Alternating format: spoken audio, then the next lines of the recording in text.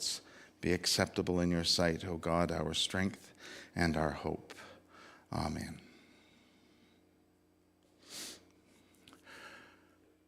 Here we are in the third Sunday. We're in the middle. We're about halfway through the Beatitudes, depending on how you count them. We're counting them as 9, so there's one Sunday that we're going to have just one, but otherwise we've been pairing them up, right? And so here we are on this middle Sunday, sort of in the midst of things. Hold that thought. As I've said each time, speaking of being in the midst of things, I don't see this happening as Jesus stood on the side of a hill or mountain, high ground, looked out at this huge crowd, right? Whenever we see that pictured anywhere, we even try and visualize it. We see things like from the movie Jesus of Nazareth, even right through to Monty Python's Life of Brian. The story of Jesus in the Sermon on the Mount has always been depicted as Jesus stands in front of this enormous crowd. How the heck did those people at the back hear him?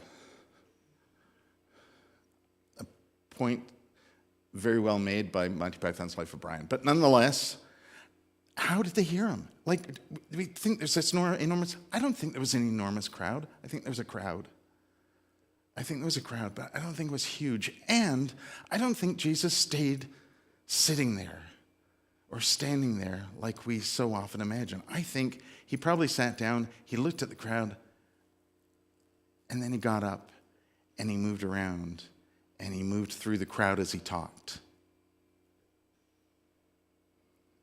One of the reasons I think that is because I think that day Jesus looked at the crowd and he looked in their faces and he thought, I'm not just going to start right in with the teaching stuff or the healing or the miracles. I'm going to tell them the most important thing that they're ever going to need to know, ever. You are blessed. And he looked at somebody and he saw that they were lost and looked them right in the eye and said, you are blessed. And he saw somebody who was grieving. You are blessed. Like, I can imagine him moving through the crowd and he'd even take people by the shoulders and look them straight in the face and say, you are blessed. And I think this went on for a while. I mean, if you think the Sermon on the Mount went on for several days, which it likely did if it was actually one all continuous thing, I imagine this went on for long enough that whoever was writing this down thought, okay, that's enough. We'll narrow it down to these, let's say, between 8 and 10. We'll let people in the future worry about how many there are exactly. And so this is how it got recorded. But I think it went on for a while because I think it was really important in this moment for Jesus to make it clear to each individual person that they were blessed, are blessed, just like you are blessed. Wherever you find yourself today, however you find yourself today, that's the point of this. And as he moved through the crowd, he'd see these people, and being Jesus,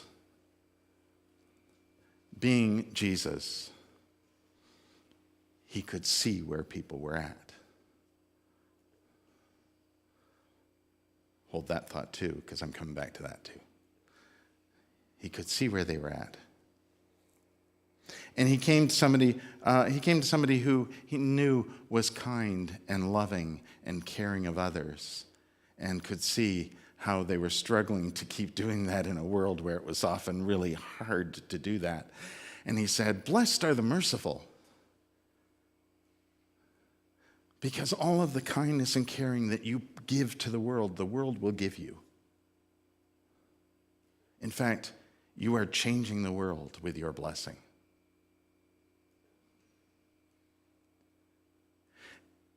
And then he saw somebody who he knew was pure of heart, and he said, oh, hang on, Jesus. Whoa.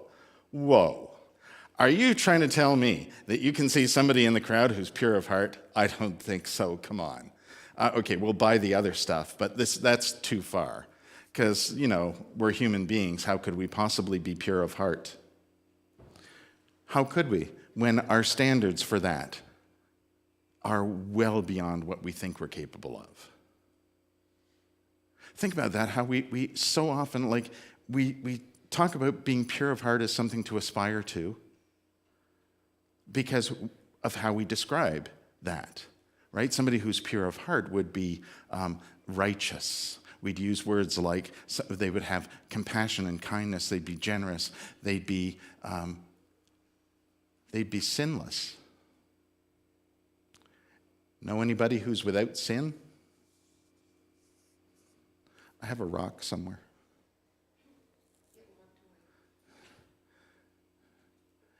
Because that's how we hear that, pure of heart.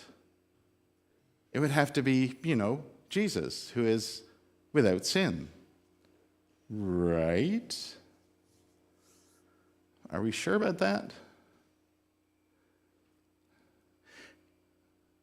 I don't want to get into too much of an argument about this, but surely if part of the point of Jesus was to God being flesh and experiencing humanity, at some point Jesus is going to do something, even as a 12-year-old, in order to experience that, just like us.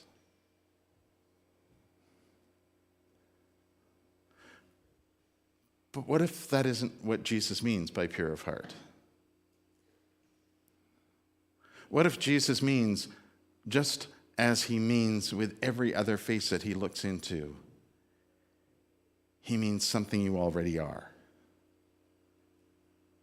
Something which perhaps we don't do or experience, but might nonetheless still be within us. See, I think when Jesus says pure of heart, Jesus means somebody whose heart is open to God in a way that allows them to know the divine spirit within themselves and to have a relationship with God and connect with God in a way that we try so hard, so often not to.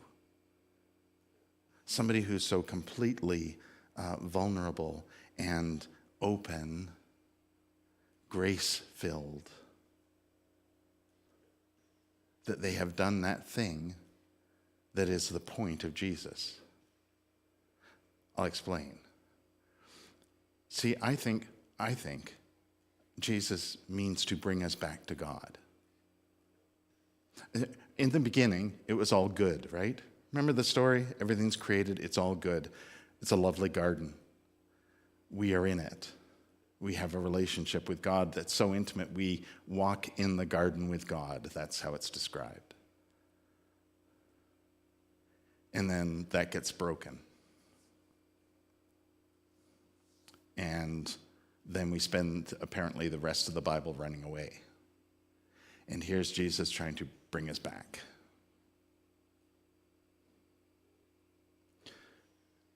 I'm sure we're all familiar with that poem about Jesus and the footprints in the sand, right? That Jesus is walking with us, and why is it that sometimes we can't see two pairs of footprints, and that's when Jesus is carrying us? Have you seen the one where sometimes there's not two pairs of footprints, there's a pair of footprints, and then there's this line, two lines, and that's where Jesus was dragging you? Yeah. Trying to drag you forward. I love that one because that's exactly what Jesus is trying to do. Jesus is trying to bring us back to God. And in order to do that, it's not just about the teaching, it's about the living, right? It's how Jesus lives. Because what Jesus is trying to show us is that the divine spirit that's in Jesus and the humanity that's in Jesus is the same divine spirit and the same humanity that's in us. That's the point. Jesus isn't trying to show us how awesome he is and you'll never get there.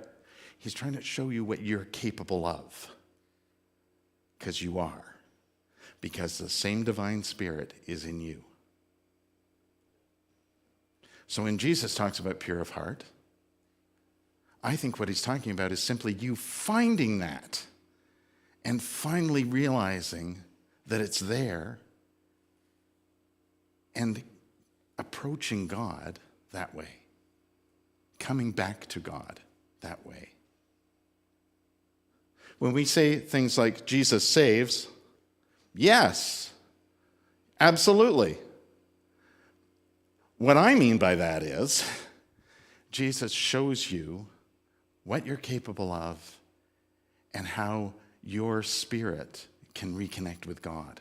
And when Jesus says, of course, reconnect with God, what we mean is God that is in all creation.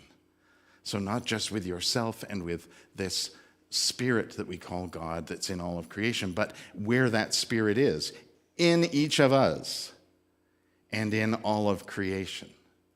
That's why blessed are the merciful. That's why blessed are the peacemakers. That's why blessed are those who grieve. Blessed are those. Have you noticed, by the way, whoever wrote this down, whether they did this intentionally or was simply the Spirit of God moving within them, have you noticed how we begin with those who are lost and those who grieve, and we end up with those whose spirit is so strong and committed that they are persecuted by the world that they are challenging. And here we are in the middle with the pure in heart. I'm not suggesting it's a hinge or that there's even a progression, because we are all blessed. But it does seem like it's, I don't know, at the center of things. The pure in heart. Because the pure in heart, those who are in touch with, aware of, whatever language you want to use, that divine spirit that's within them, will see God. Not just that when we talk about, trying to see Jesus or see God in each other or in the world, in that physical manifestation thing, but to know, right? To know God. I love that, and I don't care what he says. I'm going to choose to believe that the Spirit moved him to think it this way when he wrote it down. But in Avatar, the Na'vi, the people who live on this planet, when they talk about, they see you, right? They use this expression, I see you. It doesn't just mean, I see you sitting there. It means, I know you. I am aware of you. I am in touch with you. I am connected to you. I have a relationship with you. I think that's exactly what Jesus means. Those who are pure in heart, those whose hearts are open to God and aware of the Spirit that is within them, will know God.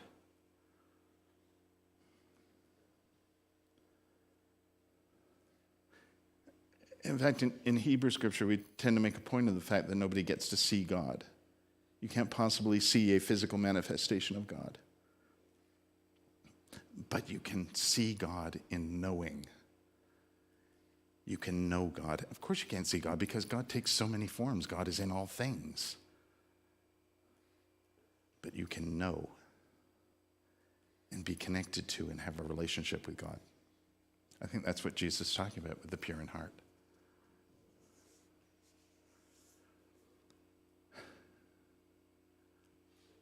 I wouldn't be surprised if Jesus, moving through the crowd that day, saw more than one person who was pure of heart. I wouldn't be surprised if he saw a whole bunch of people who were trying hard. I wouldn't be surprised if he also saw a bunch of people who were trying really hard to build enough walls around themselves that they wouldn't ever have the possibility or the chance of connecting with anybody. And I think he probably would have gone up to them too and said, "Blessed are the pure in heart." We can. Open your heart to each other. Open your heart to God. Open your heart to the world.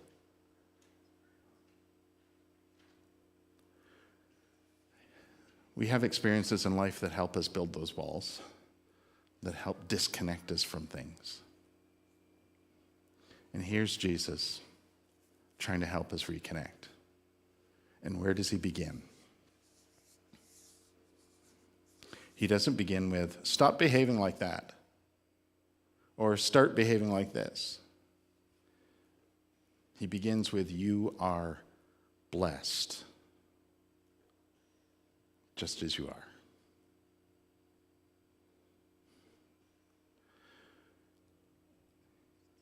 It's quite literally amazing grace.